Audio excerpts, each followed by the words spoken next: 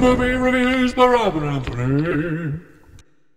Hey guys, Rob here. And Allie. And as you can see, this is Rob and Anthony's movie reviews, but Anthony's not present this week because he is currently with his girlfriend who's visiting from out of town on spring break.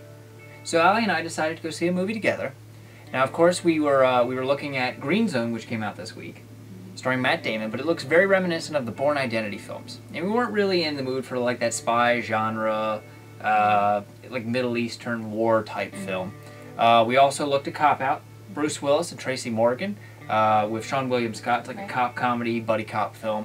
But we've heard mixed reviews about it, and I wasn't really in the mood for a serious comedy. Yeah. And Allie's been pushing me to see Percy Jackson and The Olympians, The Lightning Thief. That has been in theaters for about 3 to 4 weeks now. Something like that. It's been a while. It's basically a PG family/adventure film, very much reminiscent of the Harry Potter films. Now, one of the similarities that the Harry Potter films and the Percy Jackson film, and films, because it will be more, this is the first in a series, is that it's directed by Chris Columbus. Chris Columbus, as you know, directed Home Alone and Home Alone 2. John Hughes wrote it, but of course he directed it. He also directed, by chance, Harry Potter and The Prisoner of... he was the producer of The Prisoner of Azkaban, but he directed the very first one, The Sorcerer's Stone, and The Chamber of Secrets. As well as some other, like Only the Lonely, like some 80s films and stuff like that. Very good director. Starring in this movie is... I'm going to have a little cheat sheet, because there are not a lot of very well-known actors. I thought they all did pretty well. They all did pretty well. Yeah. But Logan Lerman plays Percy Jackson, the main character who turns out to be Poseidon's son. Brandon T. Jackson, who is Grover, he's a satyr, half man, half goat. Alexandra Daddario, perhaps it's the pronunciation, who is Annabeth, which is Athena's daughter. Jacob Bell, which is Luke, the son of Hermes. Sean Beam, who plays Zeus. Pierce Brosnan, who plays a centaur. That's half man, half horse.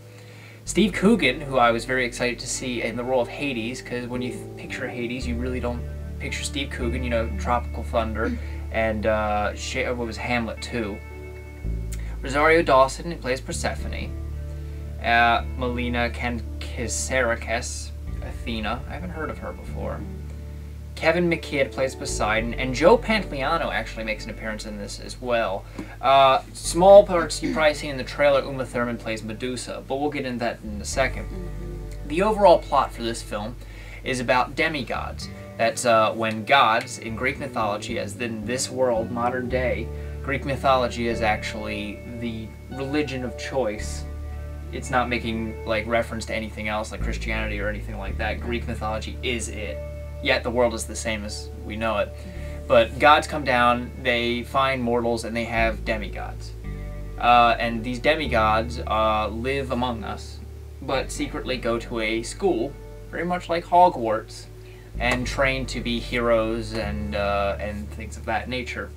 The plot starts off where the lightning bolt that Zeus possesses is stolen. And there is a 14-day time period put into effect that the lightning bolt has to be returned, or else war will be waged on Earth amongst the gods.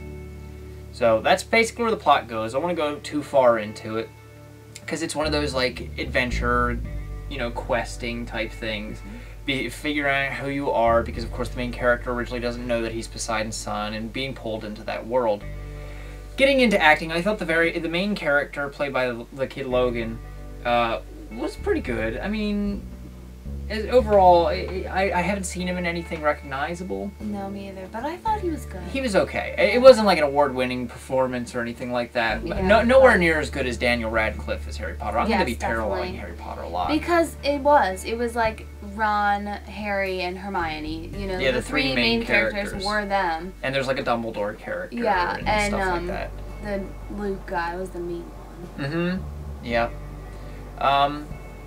Other than that, when we jump into like actual storyline, I took a lot of Greek mythology courses in high school and in college, so I would like to say that I'm at least a little bit like adept in like the actual stories. So in any work that's based off of like written work, I make comparisons. And the movie makes a lot of comparisons to Greek myths, as in like It references Hercules because he was a demigod. It references Perseus because he was a demigod. Of course, Perseus is the main character that you'll be seeing in the upcoming Clash of the Titans that's coming out in the end of March, beginning of April. But I have a problem when stories kind of just throw stuff in there. Now, it's a little bit of a spoiler, but like I said, you see in the trailer, Uma Thurman plays Medusa. Number one, she isn't half snake, half woman. She's not ugly, but she has snake hair and she wears sunglasses. So I had a problem with that because I did not like her as Medusa at all. the Gorgon is supposed to be hideous. Yeah. Turns you to stone with its look and stuff. Right. And her lair was on Earth in like New Jersey, in a flower shop. So I kind of and when they make reference to, you know, Perseus did exist. This is stuff that he did. Perseus cut off Medusa's head. So how is Medusa in this? Just like the Hydra makes an appearance, although it looks very cool. Hercules killed the Hydra. Yeah. It's in this movie. How does that make sense? So it felt like one of those movies where they're like, you know this from Greek mythology? Hey-ya! There you go. Take one of these. Yeah, just kind of like throwing stuff in every once in a while. And I know there's more in this series, and I haven't read the book, so I don't know how it's gonna continue, because I feel like they kind of did it all. They did it all in the very first film. Yeah. And a lot of it does feel a little cheesy. Sean Bean playing Zeus, it was okay, but I would have preferred kind of how Clash of the Titans picked Liam Neeson. Mm-hmm. I felt like Sean Bean didn't really come off as Zeus. Right. Well, he wasn't in it all that much. but for being such a major role in Greek mythology, his performance, although good, like it wasn't a bad performance, but it wasn't memorable. Yes, definitely not. I agree. So, and overall, I just felt the movie had a little bit too much camp in it.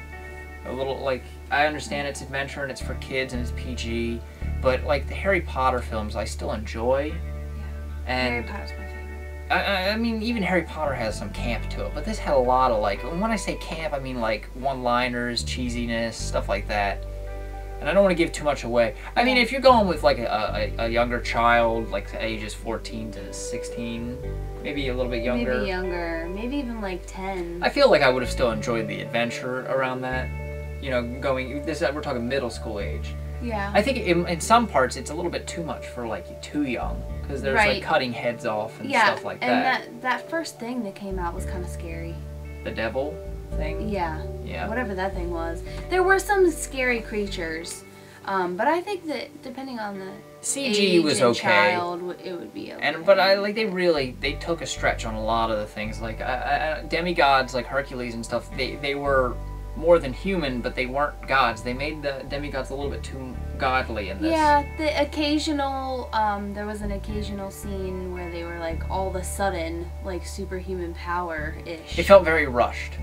Let's just say that. It was 2 hours long, but it still felt very rushed, as in like if I were to just discover that I was Poseidon's son, I don't think I'd be as like badass as he was. Yeah.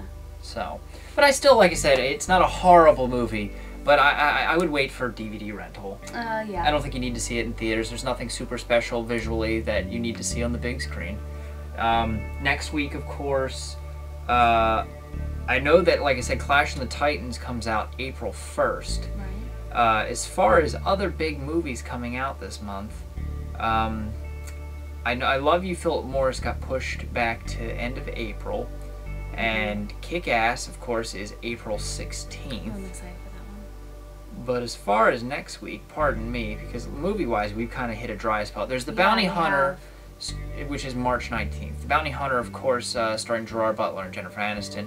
And then, of course, there's Repo Man with Forrest Whitaker and Jude Law.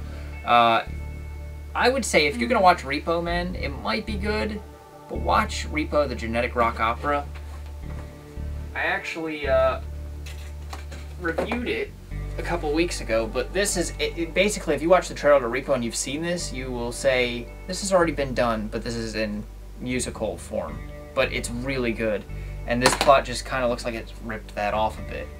But it's not a musical, the new one. The new one is not a musical. Right. And then, of course, March 26th, How to Train Your Dragon in 3D, which might be interesting to see. Oh, yeah. And Hot Tub Time Machine. And, of course... Is that all that's coming out that week? Yeah. Oh. Yeah, and Greenberg, of course, but that's the Ben Stiller drama, like indie drama, which I'm looking forward to. So, well, at least we brought this to you. Hopefully, Anthony will probably be back next week if we see anything. And if, like, we don't get to the theaters to see Repo Man or Bounty Hunter, we'll give you at least some sort of movie review. Yeah. But more than likely, I'm guessing Repo Man is what we'll lean towards. So, till next time. Have a good one. Bye.